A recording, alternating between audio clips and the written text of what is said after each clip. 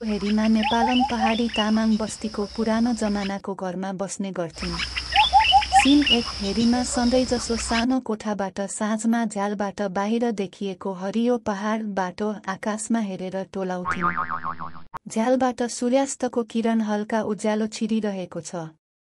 जिज्ञासु उनका आँखाहरू मोती जस्तै चम्किरहेका थिए। सीन 2 हरूमा भित्र कोठामा थिइन्। रातमा कोठामा प्रकाश कतै छैन। झ्यालबाट चन्द्र प्रकाश हल्का उसको ओछ्यानमा पर्यो। हरूमा ओछ्यानमा सुतेकी र आँखाहरू बन्द थिए। आत्मश्वास हल्का रित्तो कोठाको आवाज, चिरात, गहिरो सास, कुनै सुइया चल्ने आवाज। झ्याल नजिक थियो। अचानक अन्धकारले विकराल रूप लिन्छ। कालो ध्रुव भुमरी जस्तो बनावट घुमिरहेछ आँखाहरू अगाडि। हेरीमा भित्री आवाज, ढुकढुकी बढिरहेको।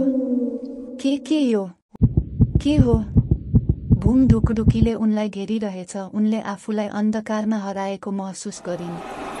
आवाजहरू, वायुको फुसफुस, छिरिरहने छाल, कुनै पनि दिशा निश्चित छैन। ओहो, कस्तो अन्धकार! सीन 3 मध्यरात भयावह। कोठा र अन्धकार बीच उनी बेरिरहेछ, खसिरहेछ, हावामा तानिँदै। छिरिरहने अन्धकारको छाया कोठाको चारैतिर फैलिएको छ। कहिले झ्याल, कहिले काठमाडौँको अँध्यारो गल्ली जस्तो साँघुरो। उनी उज्यालो खोज्दैछ, आँखामा आँसु, मुटु छाती छेड्दैछ डरले। चिसो आवाज। अब आवाजहरू शान्त छन् तर तनाव उच्च। नयाँ हस्तक्षेप गर्न खोज्छ, हात अगाडि बढाउँछ, स्पर्श गर्न खोज्छ अन्धकारलाई।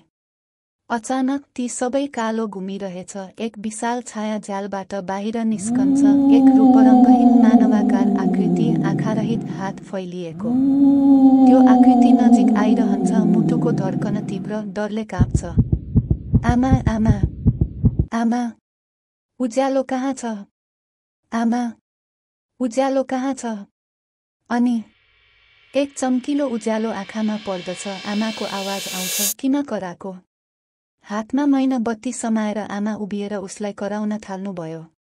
हेरीमा त्यो सपना थियो या भ्रम या के? धेरै आतिएर लामो सास फेर्दा फेर्दै झ्यालतिर तानेर जान्छ, तर रातको अन्धकार बाहेक केही थिएन। सीन 4 बिहान हेरीमा अचानक ओछ्यानबाट माथि उफ्रिन्छ, आँखा खुल्छ, चारैतिर उज्यालो। आमा कोठामा प्रवेश गर्छिन्। अनि आमालाई मुस्कुराउँदै अँगालो हाल्छिन्।